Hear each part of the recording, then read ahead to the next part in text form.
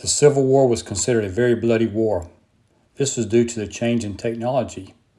You see, the battle tactics used were Napoleon. Infantry would line up in columns, shoulder to shoulder, and march toward the enemy.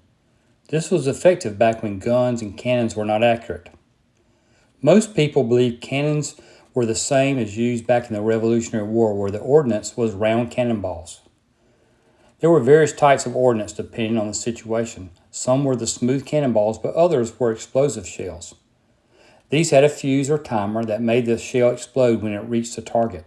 The gunner was in charge of setting the fuse so it exploded over the target, spraying the area with shrapnel or iron balls.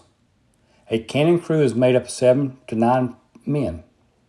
These advancements in field cannons were equivalent to tanks in World War II. They were mobile and could be set up in minutes, and an experienced team could reload and shoot every 20 seconds. The result of these two technological advancements resulted in changing battle tactics going forward after the Civil War. Future wars like World War I did not use Napoleon battle tactics, but used trench battle tactics, allowing infantrymen to shield themselves from artillery. This video focuses on the field artillery used at Gettysburg and at Teedham. Pushing the charge all the way down, the powder bag should be right there, okay? So what the number 3 gunner would do is he would take a spike and he would put it in the hole, push it down, and that breaks open the powder bag. So when you see Hollywood movies like The Horse Soldiers or something, right? And you see the guy with the torch and he goes like that and it fires. Never happened. Never happened. You had to have these. These are called friction primers. This was the most important tool for an artillerist, okay? If this was a real friction primer, this tube would be filled with fulminate of mercury. I have no idea what that is. But I've taken many military guys on tours and they all told me that that's still a primer for explosives today. And this tube, this crossbar would be more of a T-shape. And we would put the number 3 gunner, after he broke open the powder bag, would put that friction primer in there, and then the number 4 gunner, he'd be standing over here with this, a lanyard, all right? He'd take the lanyard, hopefully quicker than I'm doing it, and he'd hook it up, and he'd step out here. And that, Pete, you're the gunner, you're the commander, or you're in command, I would pull that lanyard. So what I would do is I would pull this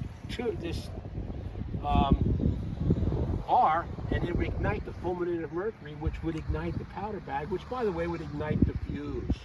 Okay. Now, why does the guy pulling the lanyard have to stand out this far? Well, this one's going back. There's no recoil mechanism on these guns. Right. These guns, you're right. It's jumping back, probably to about here. So.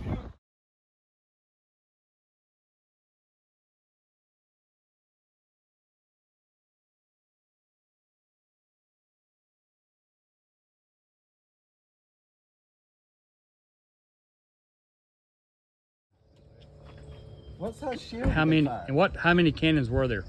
There was about, between the two, about 650 cannon, roughly equal number. This is light artillery, by the way, not heavy artillery. Yeah, what size shield? Small, right? Well, this is the Parrott rifle. Remember we drove past Right. it? All right, the distinguishing feature of the Parrott was designed by a man, I think his first name was David Parrott. The distinguishing feature is this reinforcing sleeve on the back. Ah. Okay.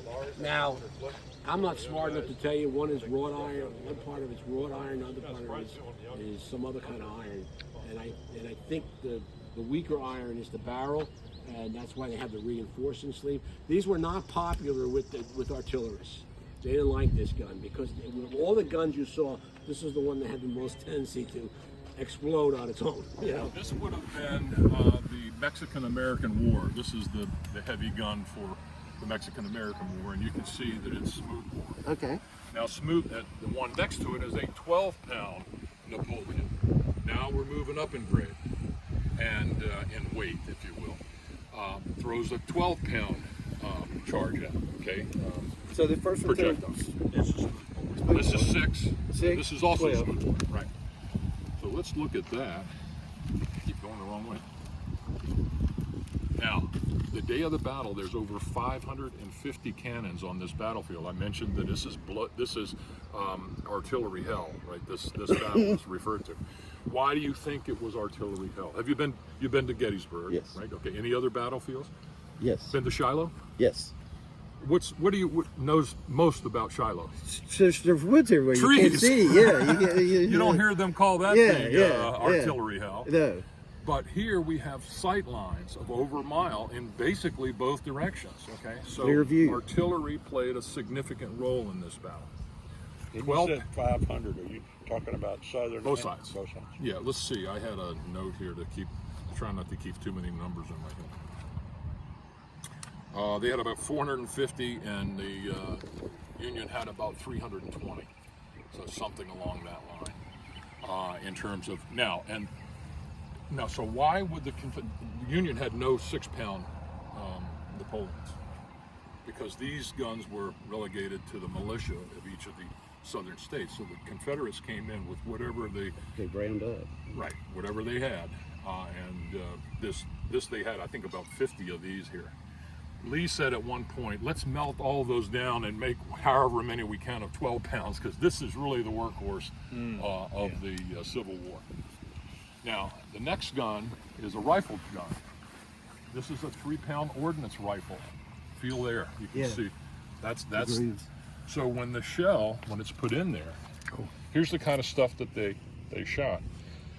When that shell goes in there and the explosion comes out behind it, it will push the edge of the metal against these riflings, these spiral grooves, thank you, and it sends it on these. Phil Negro. This is Tom Brady. Knuckleball. Tom Brady, right? So and so while these can both fire over 1,500 yards and hit the barn, this one can hit the barn door. Right. This was a very favored cannon of the cavalry because it's a little lighter and it's very accurate and it shoots at a long distance. That's a caisson. That's the one on the right. It's a fairly fancy caisson because it's got 3 chests. And depending upon the weapon that was supporting and what types of ordnance they were carrying, the chest was about 50 rounds of ammunition in each chest. So you've got 3 there, and being an accountant from the past, I know that's 150 or so, right? What would you like it to be? Right? That's what accountants do. And this one would hold 52. So this would be one cannon, and this is called, anybody know? This is a limber, right? Because when they come out, the horses, and 4 to 6 horses would carry each of these, and they would run out, do a 180, and now your cannons, drop the cannon, and your cannon's facing where you want it to be. So this would be called, that process is called unlimbering your gun. Now, once they've set the gun in place, they would send both the limber and the caisson back behind the lines into safety so that incoming fire here wouldn't destroy their ordnance. Now, the Confederates typically had 4 guns per battery. And they would typically be, like you see the array here, all different, or oftentimes they'd be different. And I always liken it to a workman, that he's got the right tool for the right job. If you need long range, you've got your rifled guns. If you need your short range, throwing canister, for instance, you'd like to have your smoothbores.